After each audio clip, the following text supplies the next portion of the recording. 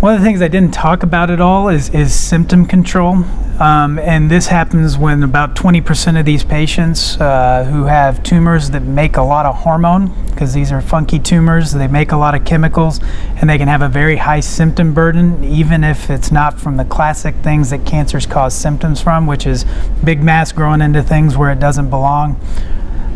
You know, these patients, if they're not really aggressively treated, can have a pretty poor quality of life.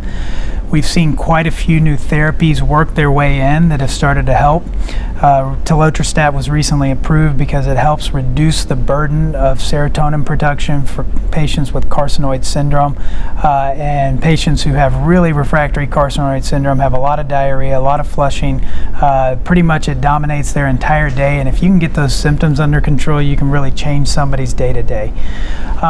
You couple that with the ability to actually shrink tumors with things like PRRT and better surgical and liver-directed techniques, and you can actually take somebody who's feeling pretty sick, who's having carcinoid tumor or neuroendocrine tumor dominate their entire life, and render them to a point where it's not the constant forefront of their mind at all points. And I think that's, as we see more and more options to help with that, symptom control is a big thing. One of the more unmet needs, we need more there.